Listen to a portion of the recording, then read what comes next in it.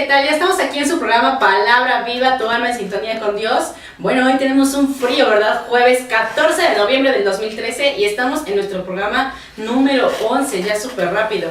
Ustedes nos sintonizan desde www.radiopalafox.com y bueno, sean todos bienvenidos a su sección del Querigma, donde por medio de la predicación de la palabra de Dios estaremos viviendo un encuentro con Jesucristo vivo. Escuchan a una servidora, Natalia Ruiz, y bueno, saludamos a nuestros operadores Enrique y Héctor que nos acompañan hoy, ¿verdad? Y a todos nuestros radioescuchas les recordamos el contacto 234-3773, el correo es palabravivarradio@hotmail.com y por supuesto nuestro Facebook, ¿verdad? Palabra Viva Radio, donde ahí todo le respondemos, sus preguntas, sus dudas, todo lo que tengan. Les recordamos que también tenemos nuestro chat vía Radio Palafox. Ahí en la página de Radio Palafox, por supuesto, está nuestro chat, que en un momento más ya estaré conectada para que podamos comunicarnos. Y bueno, pues hoy tenemos un super programa y antes quiero invitar a todos, ¿verdad?, a nuestra oración. No sin antes presentarles a nuestros invitados, que hoy está con nosotros Martín Ruiz, ¿verdad, Martín? Sí, ¿qué tal, Nati? Muy buenas tardes, amados amigos, hermanos, radioescuchas. Que el Señor les bendiga, que les dé la paz. Muchos saludos a todos. Así es. Y bueno, Emma está hoy también con nosotros, acompañándonos en cámaras. Y bueno, le recuerdo el contacto 234-3773 y en Facebook Palabra Viva Radio. Ya vamos a comenzar nuestra oración, ¿verdad, Martín? Claro que sí. Vamos a hacer nuestra oración con el Salmo 91, que es un salmo de protección y de confianza también en Dios. Así que comencemos en el nombre del Padre, del Hijo y del Espíritu Santo. Amén. Tú que vives al amparo del Altísimo y habitas a la sombra del Todopoderoso, di al Señor, refugio mío y fortaleza mía, Dios mío, en ti confío. Él te librará de la red del cazador y de la peste mortal. Te cubrirá con sus plumas y hallarás refugio bajo sus alas. Su fidelidad será escudo y coraza. No temerás los peligros de la noche, ni la flecha que vuela de día, ni la peste que avanza en la oscuridad, ni la plaga que arrasa al mediodía. Caerán a tu lado 1000 y 10.000 a tu derecha, pero a ti ningún mal te alcanzará. Con solo abrir los ojos verás el castigo de los malvados, porque hiciste del Señor tu refugio y del Altísimo tu defensa. No te llegará la desgracia, ni la plaga rondará tu tienda, porque ha ordenado a sus ángeles que te protejan en todos tus caminos. Ellos te llevarán sobre sus manos, para que tu pie no tropiece en la piedra. Caminarás sobre serpientes y víboras, pisarás leones y dragones. Así dice el Señor: lo libraré porque se aferró a mí, lo protegeré pues conoce mi nombre. Me llamará y yo le responderé, estaré a su lado en la desgracia. Lo libraré y acrecentaré su fama. Le haré disfrutar de larga vida y le mostraré mi salvación. Padre Dios, en esta tarde te damos gracias por el don de la vida. Tú eres nuestro Dios y nosotros nos queremos refugiar en ti. Por medio de tu Hijo Jesucristo, Señor, Salvador y Mesías nuestro, nos has dado el don del Espíritu Santo para que podamos llamarte Padre nuestro. Por eso es que ponemos en tus manos todo lo que somos y todo lo que tenemos. Porque tú eres nuestro Dios que nos ama. En ti confiamos. Y a cada uno de nuestros hermanos y hermanas radioescuchas y aquellos que están por las redes sociales, te suplicamos que les bendigas.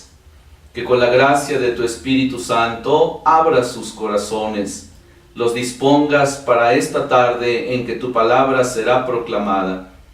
Y tú que a todos nos das vida y nos ofreces vida plena, ayúdanos, Señor, para que podamos estar en tu presencia, para que abriendo nuestro corazón podamos reanimar y reforzar nuestra relación contigo. para que en ti podamos descansar en paz. Madre María, Inmaculada Concepción, Señora de Guadalupe, te consagramos este programa y todos los programas de esta radio Palafox, para que a todos nos bendigas y nos ayudes a darle la gloria a Dios nuestro Padre, por medio de tu Hijo Jesucristo nuestro Señor, que vive y reina en unión con el Espíritu Santo y es Dios por los siglos de los siglos. Amén. Amén. Amén. Bueno, pues gracias por la oración, ¿verdad? Les recuerdo el contacto 234-3773 y vía Facebook Palabra Viva Radio. El Twitter se los recuerdo, @Palabra Viva Radio, para que nos sigan. Y bueno, pues hoy tenemos un súper tema, ¿verdad? Vamos a empezar. Les recuerdo, ¿verdad?, que estamos viendo el querigma. Y bueno, la siguiente proclamación es Jesús Señor. Martín. Pues sí, amados hermanos y hermanas, hemos llegado prácticamente a la cúspide del mensaje de salvación, de la buena nueva. Cada uno de nosotros, ¿verdad?, en este caminar que hemos venido desarrollando a lo largo de varios programas, hemos podido reflexionar primeramente en la inmensidad y en la eternidad del amor que Dios tiene para cada uno de nosotros, de ese amor que es inamovible y que nos lo ha manifestado no cuando éramos precisamente los mejores hijos o los hijos modelos, sino nos ha mostrado su amor, dice la carta a los Romanos, capítulo 5, versículo 8, cuando hemos sido terriblemente pecadores. Allí Dios nos ha mostrado que nos ama, entregando a su Hijo Jesús, que murió y resucitó para ofrecernos vida y vida en abundancia. Cada una de las reflexiones anteriores nos ha venido encaminando a este punto. Es el momento en que cada uno de nosotros deberá de tomar también una posición, deberá de tomar una decisión personal, allí con su propia libertad, con ese don que Dios nos ha dado. Jesucristo murió y resucitó para ofrecernos a cada uno de nosotros una vida nueva. Por eso llegamos ahora a la cúspide de este mensaje de salvación. Jesús es el Señor. Este mensaje de salvación, esta proclamación de la buena nueva, tiene que llegar hoy a lo más profundo de nuestros corazones. La palabra de Dios en esta tarde nos invita a tomar una decisión concreta en nuestra vida, con Jesús o contra Él. Nos dice en la carta a los Romanos, en el capítulo 14, versículos 7 y 8 y en adelante, lo que la palabra de Dios nos va a decir en este momento. Cada uno de nosotros abramos el corazón para poderlo escuchar, ¿verdad? Y para poder recibir esta palabra, que es una palabra de salvación para todos y cada uno de nosotros. Carta a los Romanos, en el capítulo 14, versículo del 7 en adelante. Y nos dice así la palabra de Dios: ninguno de nosotros vive para sí mismo, ni muere para sí mismo. Si vivimos, vivimos para el Señor, y si morimos, morimos para el Señor. Así pues, tanto si vivimos como si morimos, somos del Señor. Para eso murió y resucitó Cristo, para ser Señor de vivos y muertos. Palabra de Dios, te alabamos, Señor. Amados hermanos y hermanas, muy pronto las primeras comunidades cristianas del primer siglo, recién nacidas por la predicación de los apóstoles, manifestaban con esta verdad su testimonio, y por esa misma razón también comenzaron a ser perseguidas de parte de las autoridades religiosas del pueblo judío y posteriormente por los romanos. Jesús es el Señor. Ese era el grito de batalla que impregnaba el ambiente social, familiar, político y religioso de aquellos tiempos. Los cristianos, llamados los del camino, eran incómodos a un estilo de vida relajado moralmente, que se manifestaba en una religiosidad intimista, indolente, indiferente, que despreciaba a los pobres, a los débiles, a los enfermos, a las viudas, a los huérfanos y por supuesto a los pecadores. Este estilo de vida era un estilo de vida egoísta. acostumbrado y acomodado a las propuestas mundanas, como aquella que se oía mucho en los círculos de la sociedad romana: comamos y bebamos, que mañana moriremos. Un ambiente donde el ser humano era todo menos eso, ser humano.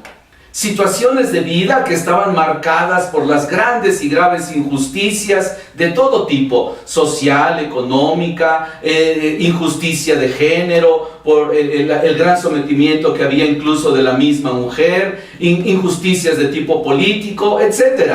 En este ambiente, los discípulos, los seguidores de Jesús, testimoniaron con valentía y decisión que solo Jesús es el Señor, en contraposición a los falsos señores del mundo. Por eso el apóstol San Pablo, inspirado por el Espíritu Santo, recoge un himno cristológico que era clásico entre las primeras comunidades de estos cristianos, y escribiendo a los filipenses lo va a incluir en esta carta para animarles a testimoniar con alegría y valentía que solo Jesús es el Señor, para gloria de Dios Padre. La vida cristiana se desarrollaba entonces en este núcleo donde Jesús es el Señor, donde Jesús era el Señor de la vida, el Señor de los planes, de los proyectos, el Señor de la intimidad religiosa con Dios, el Señor de las relaciones interpersonales. Por eso, este texto que les voy a leer ahora a continuación de la carta a los Filipenses, en el capítulo 2, versículos del 5 al 11, nos vuelve a ubicar en ese mismo contexto donde las comunidades cristianas daban testimonio de que Jesús era el Señor, el centro de su vida. Dice así: carta a los Filipenses, capítulo 2, versículos del 5 al 11. Tengan entre ustedes los mismos sentimientos de Cristo Jesús, el cual, siendo de condición divina, no retuvo ávidamente el ser igual a Dios, sino que se despojó de su grandeza, tomó la condición de esclavo y se hizo semejante a los hombres. Y en su condición de hombre se humilló a sí mismo, haciéndose obediente hasta la muerte, y una muerte de cruz. Por eso Dios lo exaltó y le dio el nombre que está por encima de todo nombre, para que al nombre de Jesús toda rodilla se doble, en los cielos, en la tierra y en los abismos, y toda lengua proclame que Jesucristo es Señor, para gloria de Dios Padre. Palabra de Dios, te alabamos, Señor. Sin pretender agotar en su interpretación el texto sagrado, hoy vamos a reflexionarlo en 3 momentos, como si fuera un tríptico sobre Jesús Señor. Lo primero que tenemos que decir, o de lo primero que tenemos que hablar, siguiendo el texto de esta carta a los Filipenses, capítulo 2, versículos del 5 al 11, es esa exhortación que Dios pone también para nosotros hoy. Tengan los mismos sentimientos que tuvo Cristo Jesús. Y bueno, hablar de los sentimientos de Jesús, pues podría, ¿verdad?, ser largo en el programa, y hablar de los sentimientos de amor, de ternura, de calidez, de este Jesús que es cercano, que bendice a los niños, que cura a los enfermos, que expulsa a los demonios, de Jesús que en su humildad, en su sencillez, en su pobreza, en su cercanía, sin embargo también tiene autoridad para enseñar, este Jesús que ama de una manera inigualable. Sin embargo, hoy quisiera que pusiéramos atención en este descenso de Jesús, o en esta kenosis de Jesús. Ya hemos reflexionado, ¿verdad?, en que Dios, movido por su amor al hombre, envía a su Hijo unigénito, quien, siendo el Verbo eterno del Padre, la palabra creadora, o el dabar, ¿verdad?, en hebreo, de la misma sustancia, de la misma naturaleza, o consubstancial al Padre, como dice en la carta a los Hebreos, capítulo 1, versículo 3, se hizo hombre, El Verbo se hizo hombre, nos dice San Juan en el capítulo 1, versículo 14, y hemos contemplado su gloria, gloria que recibe del Padre como Hijo único, lleno de gracia y de verdad.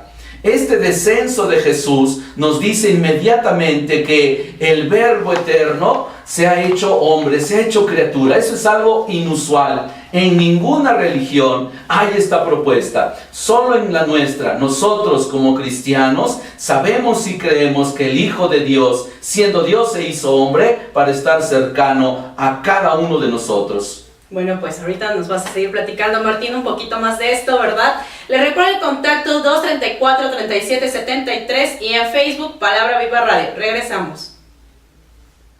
Hola, ¿qué tal? Ya estamos aquí de regreso, ¿verdad? A su programa Palabra Viva. Les recuerdo el contacto 234-3773 y en Facebook Palabra Viva Radio. Bueno, ya estamos aquí con nuestro tema, ¿verdad? Que nos está diciendo Martín, Jesús Señor. Él nos hablaba acerca de lo que dice Juan 1:14, que es el Verbo se hizo hombre, Martín. Sí, así es, ¿verdad? Estábamos hablando de este tríptico que nos presenta este texto de la carta a los Filipenses en el capítulo 2, versículos del 5 al 11, donde el apóstol San Pablo nos habla en un primer momento de ese descenso o kenosis de Jesús, donde Él, siendo Dios, se hizo hombre, renunciando a todas las prerrogativas divinas que Él merecía por ser Dios. El Hijo de Dios se ha hecho uno de nosotros, se hizo uno de nosotros y pasó toda su vida haciendo el bien. Incluso, ¿verdad? Jesús mismo se presenta y nace en la humildad de un pesebre. Así es como Él se manifiesta en la sencillez para poder asumirnos a todo. Porque diría San Ireneo, lo que no es asumido no es redimido. Y entonces el Hijo de Dios ha venido para asumir la totalidad de la persona humana en toda su sociedad, en todas sus relaciones, en todas sus circunstancias, voy a decirlo de esa manera. Dios se ha hecho presente para cada uno de nosotros. Les decía, no hay ninguna religión donde se hable de esto. Solamente en la religión cristiana es donde nosotros creemos, ¿verdad?, que el Hijo de Dios ha descendido para hacerse hombre. Por ejemplo, en la mitología griega las cosas eran a la inversa. Era más bien el hombre el que podía hacerse Dios o semidios, ganando alguna de aquellas competiciones que había, ¿verdad?, que dieron pie después a las Olimpiadas. Si ganaba en el pugilismo o ganaba en la maratón, entonces lo coronaban como Dios o como semidios. Es decir, el hombre podía subir, pero Dios no podía bajar. Eso era algo inaudito. Para nosotros en la fe cristiana, el Hijo de Dios se ha acercado, se ha hecho uno de nosotros. Ese es como un primer descenso. Pero además de ese descenso, no es el único, por supuesto, también Jesús, siendo hombre, se ha hecho servidor de todos. Se hizo, voy a decirlo así, aunque suena fuerte, y a veces la palabra es incómoda, se hizo esclavo, se hizo siervo de los demás. Por eso, en el Evangelio según San Juan, en el capítulo 13, versículo 14, nos dice la palabra de Dios. Pues bien, si yo, que soy el Maestro y el Señor, les he lavado los pies, ustedes deben hacer lo mismo unos con otros. Palabra del Señor. Te alabamos, Señor. Dice Jesús, ¿verdad?, en ese episodio del lavatorio, si yo, que soy el Maestro y el Señor, les he lavado los pies. Aquí nosotros tendríamos que comprender un poquito más lo que eran las costumbres judías. ¿Quiénes lavaban los pies? Pues eran solamente los esclavos. Los sirvientes no hacían eso. Y por supuesto el mayordomo de la hacienda mucho menos lo hacía. Ni tampoco los jornaleros se encargaban de esas tareas. Esas tareas de lavar los pies a los amos eran exclusivas de los esclavos. Y no de cualquier esclavo, sino de el último de los esclavos. De aquel que había sido comprado en el mercado de esclavos a un precio no mayor de 40 monedas de plata o de 30 monedas de plata, ¿verdad? Que era lo que se pagaba por un esclavo, incluso un esclavo o herido, o tuerto, o cojo, o manco, es decir, un esclavo que vivía en una situación todavía mucho más difícil que los demás. En una situación de miseria, totalmente de abandono, eran menospreciados. Por eso esos últimos esclavos les encargaban, además de lavar las letrinas y quitar el estiércol de los animales, pues les encargaban también el lavar los pies a los amos. Y Jesús se hizo esclavo para darnos ejemplo. Nos dice ahí el Evangelio que fue apenas proclamado, ¿verdad? Que apenas acabamos de escuchar. Jesús se hizo esclavo para enseñarnos a cada uno de nosotros cuál es el camino a seguir. Cada uno de nosotros está convidado, así como Jesús no vino a ser servido, sino a servir, a hacerse también servidor de los demás. Actuar con generosidad, actuar en amor, actuar en caridad, principalmente aquellos que más lo necesitan. El camino de Jesús es entonces una constante renuncia a sí mismo. Estando él en la oración en el huerto, nos dice San Marcos, en el capítulo 14, versículo 36, que Jesús, con esa confianza que tiene en su Padre, le dirá: Abba, para ti todo es posible. Sin embargo, más adelante le dirá: pero no se haga mi voluntad, sino la tuya.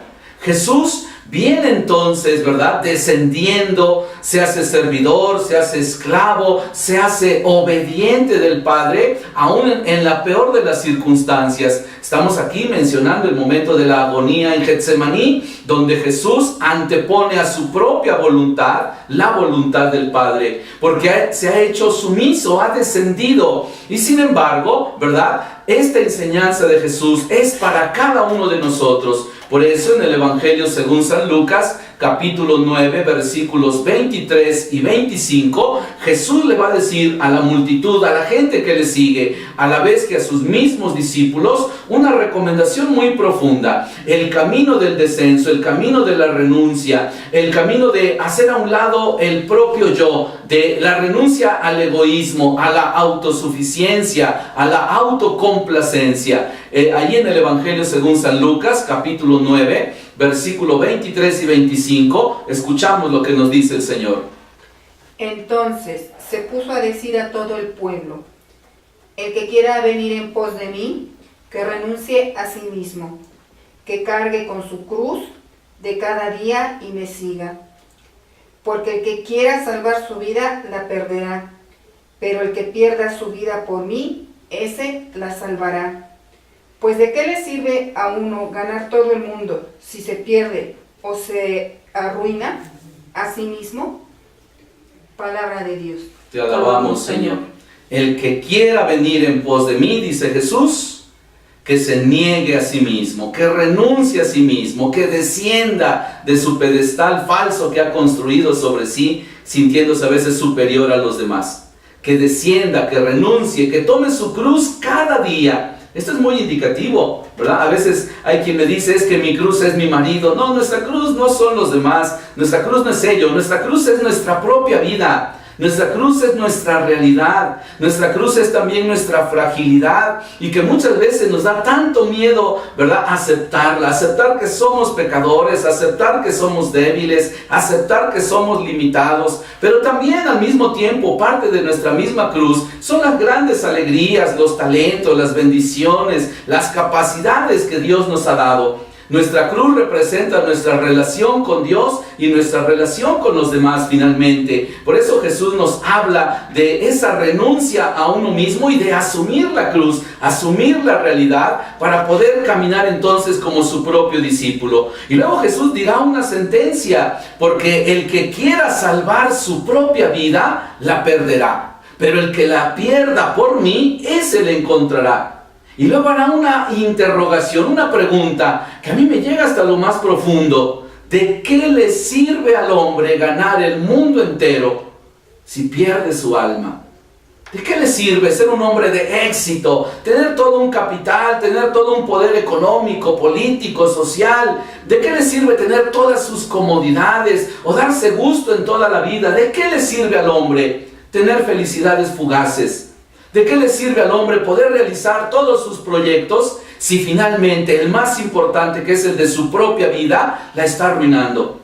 ¿De qué le sirve ganar grandes premios, grandes trofeos Ayer, por ejemplo, que ganaba nuestra selección, ¿verdad? De repente como que nos anima, pero ha habido como que alrededor mucha frustración. Bueno, son cosas temporales que de alguna manera nos encantan el ojo, nos llenan un poco la vida, pero más allá de todo ello, nuestra vida, amados hermanos y hermanas, está más allá del fútbol, está más allá del poder económico, está más allá de las complacencias narcisistas en las que muchas veces cada uno de nosotros nos extraviamos. ¿De qué le sirve al hombre ganar el mundo entero? ¿De qué le sirve al hombre tener toda la riqueza del mundo, todo el poder político, todo el poder económico, si finalmente se extravía el mismo, pierde su alma? Estas palabras de Jesús son una auténtica invitación a la renuncia. ¿Pero a la renuncia a qué? A la renuncia al ego, a la renuncia al yo, al que se quiere siempre poner por encima de los demás, a la autosuficiencia, al sentirme Dios y por encima de los demás, y con la capacidad incluso de decir que Dios no existe, o que Dios se ha equivocado, o como decía Nietzsche, Dios ha muerto porque el hombre lo ha matado. Amados hermanos y hermanas,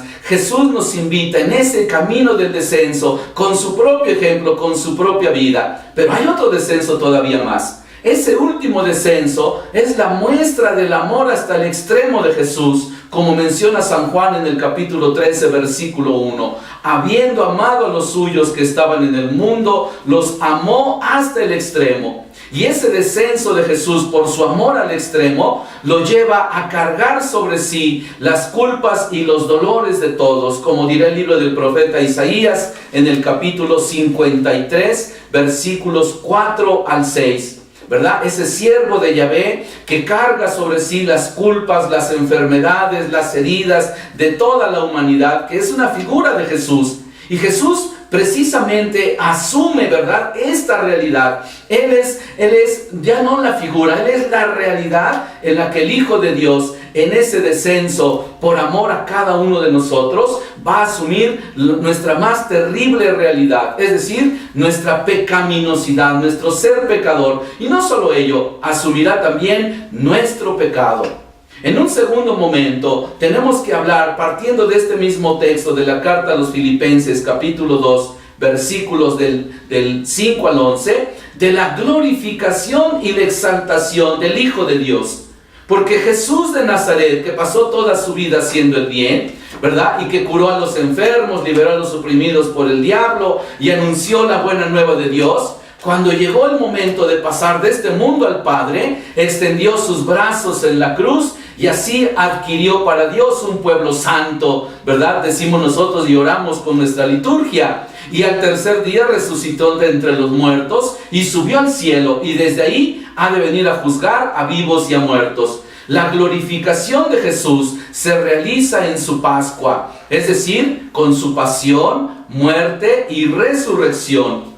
Y en esta Pascua Jesús desciende hasta donde el ser humano no puede descender, hasta donde nadie puede descender, sino solamente Dios puede hacerlo.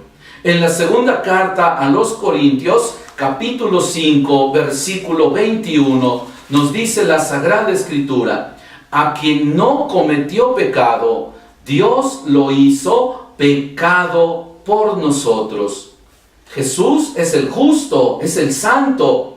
Él no cometió pecado, sin embargo, ha cargado sobre sí los pecados de todos. Pero principalmente Dios lo ha hecho pecado. Lo más terrible, lo que Dios desprecia, que es el pecado, ahora lo podemos ver personificado también en el Hijo de Dios. Jesús crucificado es también el pecado, lo más terrible. Y Jesús vive esa agonía desde antes. Por eso, estando en la cruz, Jesús dirá: Abba, o Padre, ¿por qué me has abandonado? Jesús experimenta en su alma no solamente el dolor físico de Jesús, sino en su propia alma. Jesús experimenta el terrible dolor, la terrible realidad del pecado que cada uno de nosotros sufrimos también. Y que muchas veces no lo vivimos ni lo vemos como lo ha visto Jesús. Solo Dios puede decirnos de qué tamaño, qué tan intenso, qué tan profundo, qué tan doloroso, qué tan terrible es el pecado. Y por eso a su Hijo Dios lo hizo pecado. ¿Para qué? Para poder salvarnos a cada uno de nosotros. Con su obediencia ha curado nuestra desobediencia. Él nos ha justificado ante el Padre. Por eso Él ha sido exaltado. Pues dice la Escritura que todo el que se humilla es exaltado. Y Dios levanta del polvo al desvalido. Por eso el apóstol Pedro, en aquel primer discurso querigmático, el día de Pentecostés, que San Lucas nos remite allí en Hechos de los Apóstoles, en el capítulo 2, versículo 36, dirá con toda autoridad: sepa pues con plena seguridad todos los israelitas que Dios ha constituido Señor y Mesías a este Jesús, a quien ustedes crucificaron. Palabra de Dios, te alabamos, Señor. Jesús ha sido glorificado. Tanto descendió, tanto se humilló, tanto se abajó, que ahora el Padre lo ha exaltado y le ha dado el nombre que está sobre todo nombre, de tal manera que al nombre de Jesús toda rodilla se dobla, en los cielos, en la tierra y hasta en los abismos. Bueno, pues ya escucharon, Radio Escuchas, los invito a meterse a la página Palabra Viva Radio. Ahí, bueno, ponen sus saludos, las preguntas que tengan acerca del tema. Con mucho gusto estamos aquí para contestarles. Y bueno, vamos a un cortecito, pero ya regresamos. Ya estamos de vuelta en su programa Palabra Viva. Bueno, les seguimos invitando a que se metan a la página de Facebook Palabra Viva Radio, así como suena, Palabra Viva Radio. Y bueno, pues todas las sugerencias, ¿verdad? Alguna oración para alguien en especial, sus saludos y algunas dudas que tengan, sus preguntas. Con todo eso, bueno, pues nosotros aquí con mucho gusto les vamos a contestar. O en teléfonos 234-3773. Y aquí está Enrique y Héctor para ayudarnos, ¿verdad?, a contestar. Y con mucho gusto pasamos todo al aire. Bueno, seguimos con nuestro programa, que hoy estamos con nuestro tema de Jesús Señor. Y bueno, seguimos que esto está interesante, Martín. Pues sí, hemos explicado ya la primera parte de este tríptico, ¿verdad? Que así le hemos llamado este texto de la carta a los Filipenses, capítulo 2, versículos del 5 al 11. Hemos hablado del descenso de Jesús y de cómo por ese descenso Dios lo glorifica, Dios lo eleva y le da el nombre que está sobre todo nombre. Y ahora hemos entrado en la segunda parte, que es la glorificación de Jesús. De hecho, San Juan, en su escrito del Evangelio, su libro tendrá dos partes. La primera parte se llama el libro de los signos y la segunda parte, que comienza en el capítulo 13, se llamará el libro de la gloria. Y ese libro de la gloria, por supuesto, que tiene toda la intención de presentarnos el misterio pascual de Jesús y su glorificación por su muerte en la cruz. Y Dios, al glorificar a su Hijo, le ha otorgado, decía antes de irnos al corte, el nombre que está sobre todo nombre. En el Antiguo Testamento se nos narra que Dios reveló su nombre santo a Moisés. Allí en el libro del Éxodo, en el capítulo 3, versículo 14, aquellas palabras hebreas, ¿verdad?, de 4 consonantes que han sido traducidas por Yahvé y que significan yo soy el que soy. Es el nombre santo, el nombre santísimo, el nombre poderoso que Dios le quiso revelar a Moisés cuando lo envió para liberar a su pueblo de la esclavitud de Egipto. Dar el nombre o saber el nombre de alguien en la cultura judía equivale a poseerlo, a conocerlo, a dominarlo. Pues el nombre no solo es lo que designa, caracteriza y distingue de los demás a su portador, sino además es un elemento esencial de su personalidad. Lo que no tiene nombre, simple y sencillamente no existe. Domina por eso la creencia de que el nombre responde a la naturaleza o por lo menos a las cualidades del que lo lleva. Por eso se pensaba que el nombre es como el doble de la persona. Donde está el nombre, está también la persona. Y si es mencionado el nombre de alguien sobre una cosa, esta queda ligada íntimamente con la persona nombrada. Y si el nombre de alguien poderoso es invocado sobre alguien, le asegura su protección. De ahí que Dios, al dar su nombre a Moisés, establece una relación muy íntima, muy cercana, de amigos. Por eso Dios con Moisés habla cara a cara, como dice el libro del Deuteronomio en el capítulo 34, versículo 10. De esta conciencia de cercanía y conocimiento, surge entonces la postura del pueblo de la antigua alianza de no mencionar el nombre de Dios, mucho menos de tomarlo a la ligera. De hecho, el mismo Dios se lo prohíbe. No tomarás el nombre de Dios en vano, le dirá Dios en uno de los mandamientos, ¿verdad? En el libro del Éxodo, el segundo mandamiento, en el libro del Éxodo, capítulo 20, versículo 7. Pues su nombre es su presencia santísima, poderosa y temible. De ahí que el pueblo, para dirigirse a Dios o invocarlo, lo hará con otras palabras. Le dirá Él, que significa poderoso, o también le dirá Shaddai, que significa omnipotente o todopoderoso.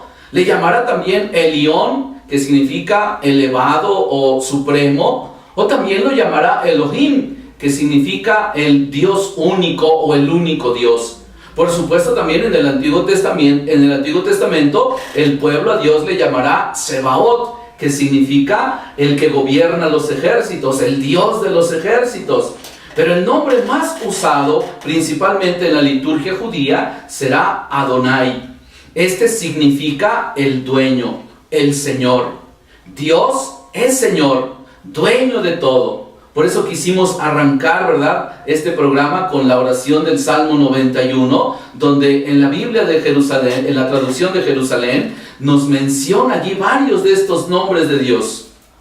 Porque Dios es el dueño de todo, Él es nuestra seguridad. Nosotros podemos fincar nuestra vida en Él, porque Él es la roca, Él es quien sostiene la vida de todo lo creado, el universo completo. Dice la carta a los Hebreos en el capítulo 1, que Dios y su Hijo, su Verbo, Jesús, ¿verdad?, que es la palabra, sostiene el universo entero. Por eso, amados hermanos y hermanas, confiar en el nombre poderoso de Dios, confiar en Dios que nos ama infinitamente y en el poder de su nombre, es descansar, es tener la certeza de que Él, que es todopoderoso, nos cuida, nos protege. Pues Él es el Señor de todo, todo le ha sido sometido a Él, pues Él es el creador de todo, todo le está sometido, todo es de Él y para Él.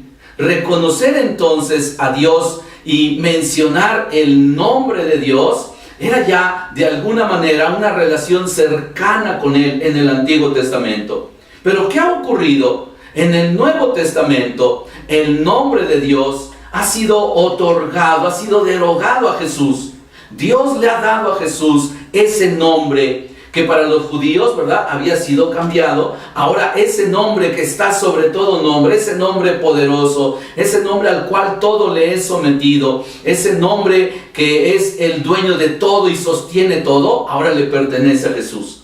El nombre de Dios en el Antiguo Testamento era mencionado solamente una vez al año en la gran fiesta de la expiación de los pecados. Hoy día se le llama Yom Kippur, precisamente con motivo del perdón que requería el pueblo para iniciar el año nuevo. Este nombre era pronunciado en ese lugar llamado Santísimo o Santo de los Santos, que ya sea en la tienda del encuentro o en el templo construido posteriormente por el rey Salomón, ¿verdad?, era el lugar más sagrado de toda la tienda o de todo el templo. En ese lugar se suscitaba el encuentro entre Dios y su pueblo a través ya sea de Moisés en la tienda del encuentro o a través de los sacerdotes ya instituidos, ¿verdad?, en la época del rey Salomón. Por eso, en ese lugar santísimo que era el Santo de los Santos o el Sancta Sanctorum, como le conocemos también, era el lugar donde el nombre de Dios podía ser pronunciado. Pero este sacerdote, sumo sacerdote, no era cualquiera de los sacerdotes, era el sumo sacerdote quien debía de pronunciar este nombre sagrado. Y para poder hacerlo, debía pasar por un proceso de purificación, tanto de él mismo, de su persona, como de su familia y de toda la casta sacerdotal. Porque finalmente, si no lo hacía, él podía morir en el mismo momento de pronunciar el nombre sagrado de Dios. Para esto podemos leer en el libro del Éxodo, en el capítulo 25, que nos habla de la construcción de la tienda del encuentro, o en el libro de los Números, capítulo 17 y capítulo 18, que nos habla de esa casta sacerdotal derivada de Aarón, y por supuesto también en el libro de Levítico, capítulo 16, donde nos habla de la gran fiesta de la expiación, que era la fiesta en la que solo una vez al año, con motivo del perdón de los pecados, era pronunciado el nombre de Dios. Y una vez pronunciado el nombre de Dios, entonces el pueblo quedaba o recibía el perdón de sus pecados. De ahí en fuera, el nombre de Dios era innombrable. Pero Dios le ha otorgado a Jesús ese nombre innombrable. Y es con su muerte y resurrección que ahora nosotros podemos acceder a tal nombre, que ahora es el nombre poderoso de Jesús, Señor nuestro.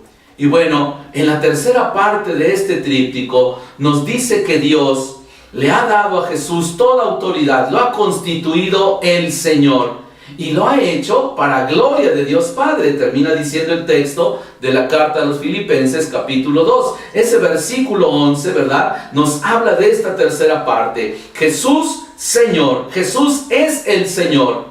Pero viene también una pregunta que yo creo la tendremos que extender también para el siguiente programa. ¿Es Jesús el Señor, mi Señor? Porque, bueno, primero aclaremos. ¿Jesús es el Señor? Sí, porque Dios Padre le ha sometido a Él absolutamente todo.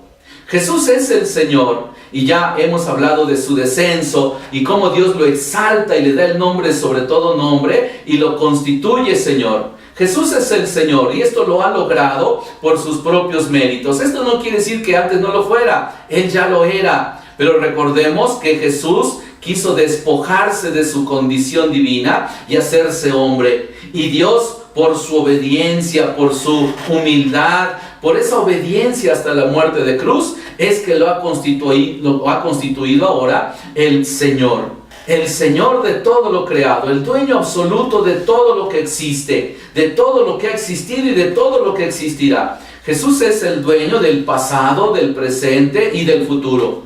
Todo está sometido. Y quiero subrayar, ¿verdad?, allí donde dice que al nombre de Jesús toda rodilla se dobla en el cielo. En el cielo, ¿verdad?, los ángeles, los santos, la Santísima Virgen María, cada vez que es pronunciado el nombre de Jesús, se inclinan para adorarlo. Pero también eso ocurre en la tierra. El nombre de Jesús es el nombre que se pronuncia sobre aquel recién bautizado. Cuando le dicen, te bautizamos o yo te bautizo, en el nombre del Padre, del Hijo y del Espíritu Santo. Quedando con esto ya entonces sujeto a Dios. Es decir, aquel bautizado tiene un dueño, por decirlo de esa manera. Ese dueño es Dios. Le pertenecemos a Dios porque su nombre ha sido proclamado sobre nosotros. En cada uno de los sacramentos ocurre esto. El nombre de Jesús es también proclamado para expulsar, por ejemplo, en el rito del exorcismo, al que está poseído se le habla en el nombre de Jesús y el demonio huye. Porque el demonio no soporta el nombre de Jesús. Y menos el demonio podrá decirle a Jesús, tú eres mi Señor. El demonio no se somete a Dios, no reconoce a Jesús como Señor. El demonio en la Sagrada Escritura, en varios de los textos, reconoce a Jesús como el Hijo de Dios, como el que ha venido. E incluso le interrogará también el demonio a Jesús, ¿verdad?, diciéndole, ¿es que has venido acaso a torturarnos? Porque conoce muy bien a Jesús. Pero el demonio jamás le dirá a Jesús, tú eres mi Señor. Porque eso implicaría ponerse al servicio de, ponerse bajo las órdenes de, someterse a, obedecer a. Y eso, por supuesto, el demonio no lo quiere, ni lo querrá jamás.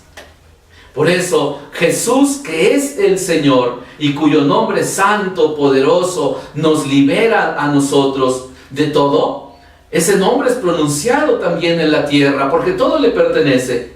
Pero incluso dice el texto, en los abismos. Allí también el nombre de Jesús es pronunciado. Las ánimas en el purgatorio también reconocen a Jesús como Señor. Están en ese estado de purificación para salir directamente al cielo. Pero eso significa que han reconocido a Jesús como Señor. Por lo tanto, Jesús es el Señor del cielo, de la tierra, de los abismos, de todo, absolutamente. Todo le ha sido sometido a Él. Pero volvamos nuevamente a la pregunta. ¿Es Jesús el Señor, mi Señor? ¿O solamente nosotros reconocemos a Jesús como nuestro Señor, pero nada más como en una relación no cercana, ni mucho menos de sumisión a Él? Sino más bien, sí, Jesús es el Señor, pero yo sigo gobernando mi vida, yo hago con mi vida lo que yo quiero. Y nosotros como cristianos todavía mucho más. Porque muchas veces nos escondemos, ¿verdad?, en aquellos añejos pretextos de que yo cumplo con mi religión, cumplo con ir a misa, cumplo con rezar el rosario, cumplo con leer la Biblia, cumplo con estudiar el catecismo, cumplo con prepararme, puro cumplir y cumplir, un cumplimiento que a veces se convierte en un cumplimiento, porque por un lado lo cumplo y por otro lado no lo vivo, ¿verdad? Pero muchas veces nosotros no le hemos rendido nuestra vida totalmente a Jesús, que es el Señor. Jesús como Señor siempre se nos va a proponer, pero nunca se nos va a imponer. Hemos recordado en diferentes programas que Jesús respeta mucho nuestra libertad, nuestra voluntad. Pero quien proclama a Jesús como su Señor, nos dice la carta a los Romanos, en el capítulo 10, versículos 9 y 10, alcanzará la salvación. Escuchemos este texto de la Sagrada Escritura que nos dejará como para meditar toda esta semana, y en el siguiente programa volveremos a abordar esta parte final del tema. Jesús es mi Señor. Escuchemos. Porque si proclamas con tu boca que Jesús es el Señor y crees con tu corazón que Dios lo ha resucitado de entre los muertos, te salvarás. En efecto, cuando se cree con el corazón, actúa la fuerza salvadora de Dios, y cuando se proclama con la boca, se obtiene la salvación. Palabra del Señor. Te alabamos, Señor. Si confiesas con tu boca y crees en tu corazón, la boca y el corazón, lo más profundo del ser humano, el corazón. En la Biblia el corazón es figura de lo más íntimo, de lo más profundo del hombre, donde se encuentra con Dios. Y la boca es símbolo de lo más externo, de las obras, de los trabajos, de las relaciones. En lo más profundo y en lo más externo, hacer a Jesús nuestro Señor. Vuelve la pregunta, ¿es ya Jesús tu Señor? En el siguiente programa lo volveremos a abordar. Así es, pues ahí está la pregunta, Radio Escuchas, para que la podamos reflexionar. También se las dejo en el Facebook, ¿verdad? Bueno, quiero antes pasar sus saludos. Anita Ruiz, a Ruth Sánchez, Antonio Rojas, Graciela Colonier y a Zodia Aguilar. Muchas gracias por estarnos sintonizando. Espero les haya gustado este tema, y bueno, vamos a continuar con este mismo tema la próxima semana. Les recuerdo, todos los jueves de 2 a 3 de la tarde en su sección del Querigma. Y bueno, sigan sintonizando Palabra Viva, que está toda la semana de 2 a 3 de la tarde. Bueno, yo soy una servidora, Natalia Ruiz, y les agradecemos infinitamente por sintonizarnos. Muchas gracias, queridos radioescuchas. Les recordamos que el siguiente programa es el rezo de la coronilla. Y bueno, pues agradecemos a Enrique y Héctor, como siempre. Muchas gracias por ayudarnos, chicos. Y bueno, que tengan un excelente jueves y un muy buen provecho.